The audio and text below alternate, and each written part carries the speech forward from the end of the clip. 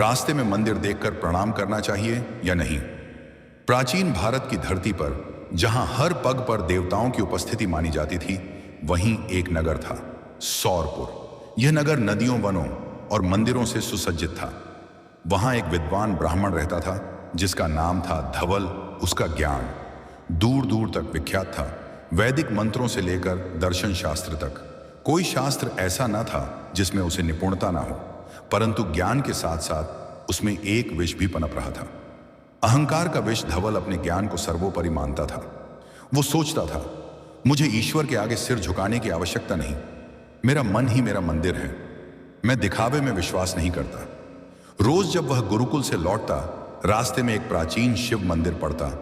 वहां नगर के सभी लोग सिर झुकाते, प्रणाम करते और आगे बढ़ते, पर धवल सदा सीधे निकल जाता, बिना देखे बिना झुके। एक दिन मंदिर के वृद्ध पुजारी ने उसे रोक लिया और प्रेम से बोले, बेटा, ईश्वर के सामने सिर झुकाना केवल परंपरा नहीं, आत्मा की विनम्रता है। धवल ने मुस्कुराकर उत्तर दिया, पुजारी जी, क्या ईश्वर को मेरे झुकने की आवश्यकता है? यदि वह सर्वज्ञ हैं तो मेरे हृदय के भावों को भी जानते होंगे। पुजारी चुप हो गए। पर उस दिन मंदिर की घंटियां कुछ विशेष सी ध्वनि कर रही थीं, मानो भगवान कुछ कहना चाहते। उस रात धवल को एक स्वप्न आया। वो एक रहस्यमय वन में भटक रहा था। चारों ओर अंधकार था। तभी एक तेज प्रकाश प्रकट हुआ और उसके मध्य में स्वयं भगवान शिव प्रकट हुए। त्रिशूल, डमरू, जटाओं में बहती गंगा और भस्म से लिप्त अंग। शिव की आंखों में करुणा भी थी और चेतावनी भी। भगवान बोले, धवल, तूने शास्त्र पढ़े पर मेरा साक्षात्कार नहीं किया। जो अहंकार से भरा हो वो मेरे निकट कैसे आ सकता है? धवल कांपते हुए बोला, प्रभु, मैं तो सदैव आपको हृदय में बसाता हूं, शरीर को क्यों झुकाऊं?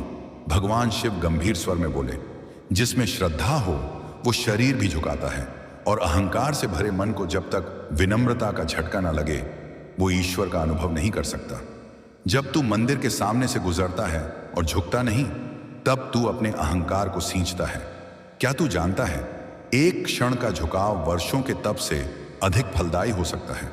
धवल की आंखों से अश्रु बह निकले। वो धरती पर गिर पड़ा और बोला, मुझे क्षमा करें प्रभु, मैं अपने ज्ञान के गर्भ में अंधा हो गया था। शिव मुस्कुराए और बोले, वत्स, जब अगली बार मेरा मंदिर तेरे सामने आए तो सिर झुकाना केवल रीति नहीं, श्रद्धा के साथ वो झुकाव तुझे मुझसे जोड़ देगा। सुबह धवल की आंखें खुली। उसका चेहरा शांत था, दृष्टि कोमल और हृदय नम्र।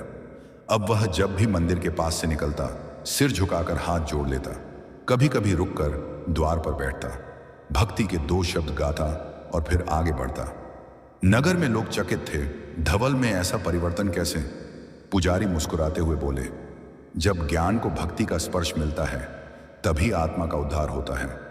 इस कथा से यह संदेश मिलता है कि प्रणाम करना केवल एक शारीरिक क्रिया नहीं, बल्कि आत्मा का झुकाव है। मंदिर देखकर हाथ जोड़ने का यह छोटा सा कर्म हमारे भीतर छिपे अहंकार को रोज थोड़ा थोड़ा काटता है। जो झुकना सीखता है वही ईश्वर को पा सकता है। तो मित्रों, आज की सीख यहीं समाप्त होती है। मिलते हैं ऐसी ही अगली वीडियो में। तब तक के लिए अगर आपने अभी तक चैनल को सब्सक्राइब नहीं किया है तो सब्सक्राइब कर लें। जय श्री कृष्णा, हर हर महादेव।